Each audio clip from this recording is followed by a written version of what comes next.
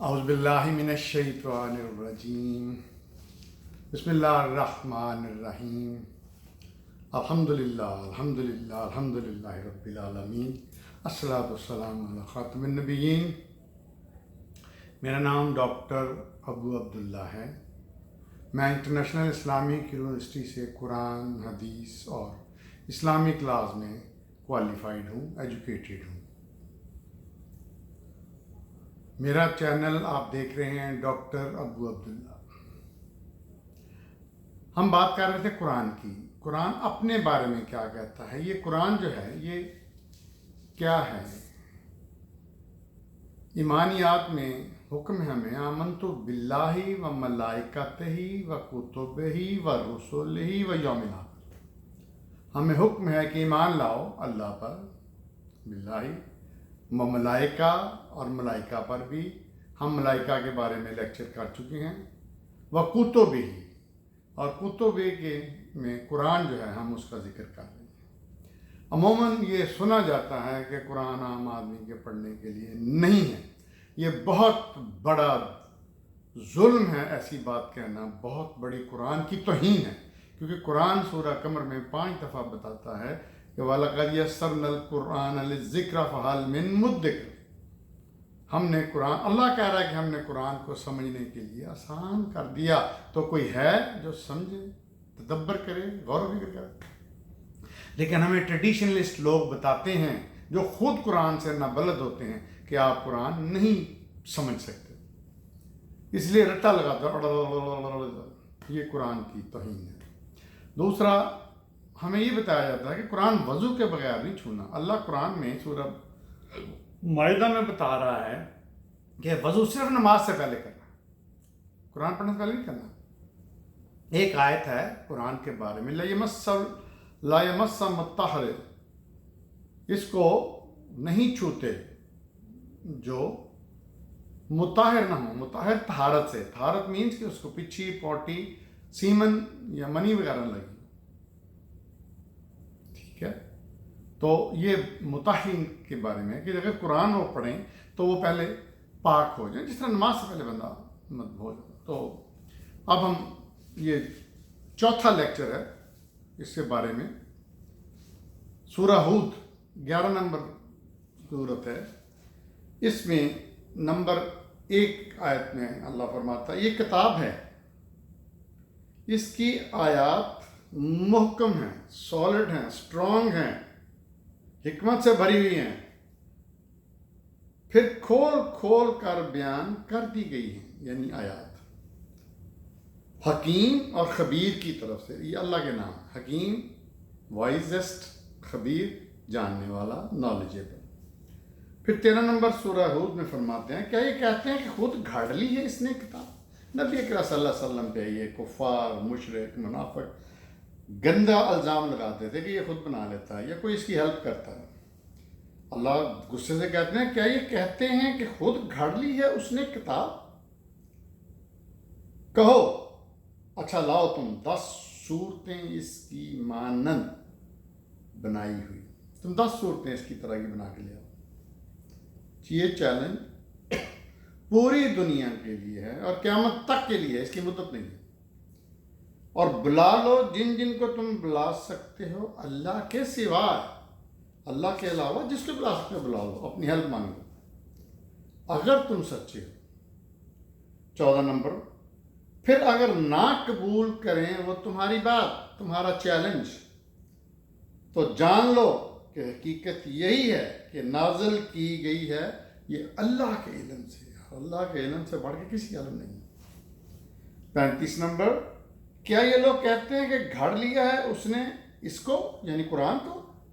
کہو اگر میں نے یہ خود گھڑ لیا ہے تو میرے اوپر ذمہ داری ہے میرے جرم کی، اور میں بری ہوں ان سے جو تم کرتے ہو۔ 12 نمبر آیت ہے، جز ہے، پارٹ ہے، سورہ ہود ہی چل رہی ہے۔ شاید کہ تم چھوڑنے والے ہو اس میں سے جو وحی کیا جا رہا ہے تمہاری طرف، اور اس کی وجہ سے تمہارا سینہ تنگ ہونے لگا ہے، اس بنا پر کہ کیوں نہ اتارا اس پر کوئی خزانہ. اچھا یہ جو مشرک لوگ تھے، منافق لوگ تھے، یہ عجیب عجیب الزام لگاتے تھے. ایک الزام یہ تھا کہ لو نبی بنا پڑتا ہے، نعوذ باللہ بنا پھرتا ہے، اس کے پاس تو کوئی خزانہ ہی نہیں ہے، اور اس طرح کی باتیں کر کے. اب نبی کریم صلی اللہ علیہ وسلم رسول کے علاوہ ایک آدمی بھی تھے، انسان تھے، بشر تھے، تو وہ پریشان ہو جاتے تھے. اللہ کہہ رہا ہے نا تمہارا سینہ تنگ ہونے لگتا ہے، تو اللہ ڈھارس بندھاتے تھے نبی کریم صلی اللہ علیہ وسلم. یہ بہت بڑا ایک ذمہ داری تھی قرآن کو اٹھانا. پھر 49 سورت میں فرمایا، آیت میں فرمایا، یہ خبریں ہیں غیب کی جو ہم وحی کر رہے ہیں تمہاری طرف، نہیں جانتے تھے تم یہ باتیں پہلے، اور نہ تمہاری قوم ہی پہلے سے. تو مقصد یہ ہے کہ نبی کریم صلی اللہ علیہ وسلم امی، قرآن پاک میں ان کے لیے 2-3 جگہ لفظ آیا امی. امی کا مطلب ہوتا ہے نہ پڑھا لکھا. تو ہمیں مطلب حضور صلی اللہ علیہ وسلم کی اللہ تعالیٰ خود ایک آیت میں قرآن میں بتاتے ہیں کہ تمہارا سچا نبی ہونا اسی بات سے ثابت ہے کہ تم امی ہو، تم جانتے نہیں تھے، تا وقت ہے کہ میں نے وحی کے ذریعے تمہیں سب کچھ نہیں بتایا. ٹھیک ہے جناب. تو یہ سورہ ہود کی آیتیں تھیں. آگے چلتے ہیں سورہ یوسف. یہ یوسف علیہ السلام جو نبی تھے، حضرت یعقوب کے بیٹے، اور حضرت ابراہیم کی اولاد میں سے، یہ ان سے صورت مخصوص ہے. یہ اس کا نمبر 12 ہے. پہلی آیت، یہ آیات صاف واضح کتاب کی ہیں، اللہ تعالیٰ فرما رہے ہیں. پھر فرمایا نمبر 2 آیت، یقیناً ہم نے ہی نازل کیا اس کو قرآن عربی میں تاکہ تم سمجھ سکو. کیونکہ نبی کریم صلی اللہ علیہ وسلم کی زبان عربی تھی، امت اس وقت ان کی جو مکہ میں قریش سارا عرب وہ عربی میں تھا. تو آپ نے فرمایا اللہ نے کہ ہم نے اس کو اس لیے قرآن عربی میں اتارا ہے کہ تمہاری زبان تھی تاکہ تم سمجھ سکو. نمبر 3 آیت، ہم سنا رہے ہیں قصہ تمہارے لیے، اس بہترین قصہ ہم نے وحی کیا ہے تم پر، یعنی یوسف کے بارے میں، علیہ السلام کے بارے میں، ان کے بارے میں تفصیل کہ کس طرح یوسف بڑے ہوئے. وہ سورہ یوسف میں کلیئر ہے، یہاں بات کرنے کی ضرورت نہیں ہے. یہ قرآن ہم سنا رہے ہیں یہ قصہ تمہارے لیے، اس بہترین قصہ جو ہم نے وحی کیا تم پر یہ قرآن میں، اور اگرچہ تھے تم اس سے پہلے بالکل بے خبر، یعنی تمہیں تو پتہ ہی نہیں تھا یوسف علیہ السلام کی بات، ساری ڈیٹیل اس 111 نمبر آیت ہے سورہ یوسف کی. یقیناً ان قصوں میں ہے سامان عبرت عقل مندوں کے لیے، عقل والوں کے لیے.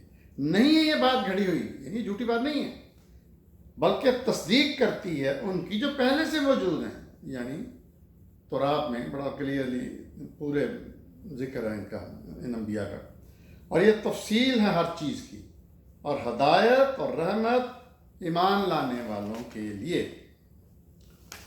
تو اگلی سورت رعد ہے، اس میں دیکھتے ہیں کہ قرآن اپنے بارے میں اس میں کیا کیا بتاتا ہے.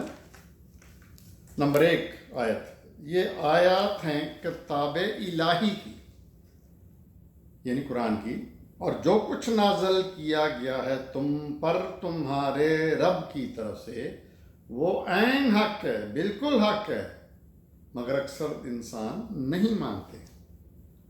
اس میں مسلمان بھی ہیں سو کارڈ.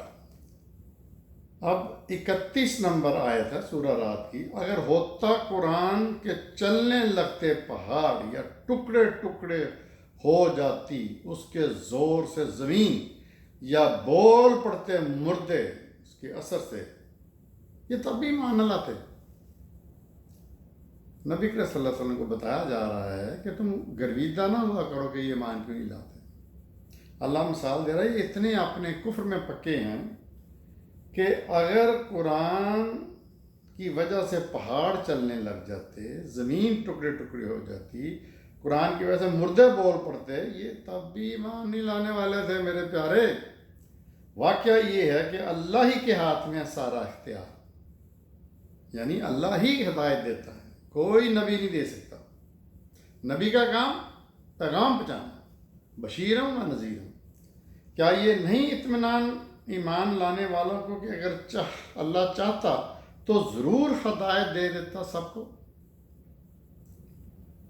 اور ہمیشہ رہیں گے یہ کافر لوگ، اور ہمیشہ رہیں گے یہ کافر لوگ کہ نہیں پہنچتی ان کے کرتوتوں کے سبب کوئی نہ کوئی آفت یا نازل ہوتی رہے گی قریب ان کے گھروں کے، یہاں تک کہ آ پہنچے اللہ کا وعدہ۔ یقیناً اللہ اپنے وعدے کے خلاف نہیں کرتا۔ 36 نمبر آیت، سورہ رات چل رہی ہے۔ اور وہ لوگ جنہیں دی ہے ہم نے کتاب خوش ہوتے ہیں اس سے جو نازل کیا گیا ہے تم پر، مومنین کی بات ہو رہی ہے، اور انہی میں سے کچھ گروہ ہے جو انکار کرتے ہیں بعض باتوں کا، اس میں 100 کا مسلمان بھی شامل ہیں۔ 30 آیت کا جز ہے، اسی طرح رسول بنا کر بھیجا ہم نے تم کو ایسی قوم کی طرف تاکہ پڑھ کر سناؤ انہیں تم جو وحی کیا گیا ہے تمہاری طرف، وحی نازل کی گئی۔ 37 نمبر آیت، اور اسی کے ساتھ نازل کیا ہے ہم نے یہ فرمان، عربی اب فرمان بھی اس کا نام ہے، عربی کا فرمان۔ 39 نمبر، اور اسی کے پاس ہے اصل کتاب جس کا نام ام الکتاب ہے، یعنی یہ جو ہمیں زمین میں دی گئی ہے یہ اصل کتاب نہیں ہے، یہ رہے یا نہ رہے آسمانوں میں اللہ کے پاس ام الکتاب موجود ہے جو لوح محفوظ میں ہے۔ آگے ہم آیتوں میں پڑھیں گے۔ آگے 14 نمبر ابراہیم سورت، پہلی آیت، یہ ایک کتاب ہے جسے نازل کیا ہے ہم نے تمہاری طرف، کس لیے؟ تاکہ نکالو تم انسانوں کو تاریکیوں سے روشنیوں کی طرف، ان کے رب کی توفیق سے، اس کے راستے کی طرف۔ کون سا رب؟ جو زبردست ہے اور قابل تعریف ہے۔ یعنی بات کرنے اللہ نے بات یہ کی ہے کہ یہ کتاب انسانوں کو روشنیوں سے تاریکیوں سے روشنیوں کی طرف لاتی ہے۔ اتنی بڑی عظیم کتاب ہے، لیکن ہمیں نہیں پتہ، ہم نہیں پڑھتے، سمجھتے نہیں۔ سورہ حجر، اگلی سورت 15 نمبر، پہلی آیت، یہ آیات ہیں کتاب الہی کی اور قرآن مبین۔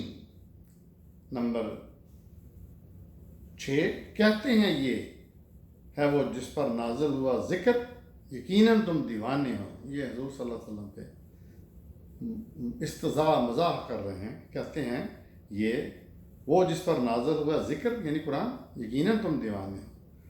سورہ 9 نمبر آیت نمبر 9 ہے سورہ حجر کی، بڑی زبردست ہے۔ یہ قرآن کے حقیقی ہونے میں یہ اللہ کی طرف سے ہے اور قیامت تک یہ اسی طرح رہے گی، اس کی بارے میں آیت ہے۔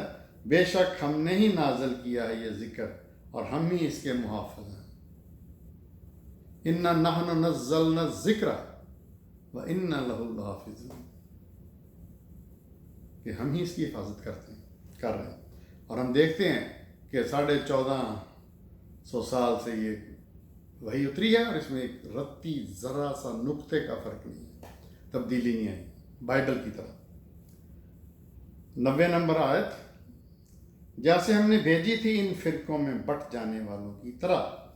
91 نمبر، جنہوں نے قرآن کو ٹکڑے ٹکڑے کر ڈالا۔ اشارہ ہے وہ لوگ جو فرقہ پرستی میں مبتلا ہو گئے، جو بدبخت لوگ۔ سورہ نحل 16 نمبر سورت ہے، اس کی آیت 2 نمبر ہے۔ وہ نازل فرماتا ہے وحی دے کر اپنے حکم سے جس پر چاہتا ہے اپنے بندوں میں سے۔ وہ اللہ نازل فرماتا ہے وحی اپنا پیغام دے کر اپنے حکم سے، کس پر؟ جس پر چاہتا اپنے بندوں میں سے۔ اب یہاں پہ عیسائیوں نے جو ایک بندے کو عیسیٰ علیہ السلام کو اللہ کا بیٹا بنا دیا، اور مسلمانوں میں سے ایک گروہ نے نبی کریم صلی اللہ علیہ وسلم کو بندے کی بجائے نور بنا دیا۔ اور بڑے بڑے جو اسکالر ہیں نامی گرامی وہ بھی کہتے ہیں جی آپ کی 2 حیثیتیں ہیں، ایک بندہ، ایک مٹی کے بندے کی بشر کی اور دوسرا نور کی۔ تو بڑی حیرانگی ہوتی ہے کہ یہ اپنی طرف سے کس طرح لوگ بیوقوف بنانے کی کوشش کرتے ہیں، حالانکہ وہ بندے تھے، بندے کی طرح پیدا ہوئے، بندے کی طرح انہوں نے زندگی گزاری اور بندے کی طرح فوت ہوئے اور بندے کی طرح قبر میں اور روز قیامت میں اٹھیں گے۔ قرآن کہہ رہا ہے وہ نازل فرماتا ہے وہی دے کر اپنے حکم سے وہ جس پر چاہتا ہے اپنے بندوں میں سے، اس لیے کہ متنبع کرو کہ نہیں ہے کوئی معبود سوائے میرے، سو مجھے سے ڈرو۔ 24 نمبر آیت، یہ میرا خیال ہم یہاں پہ ختم کرتے ہیں اس لیکچر کو، اگلے لیکچر میں ہم کنٹینیو کریں۔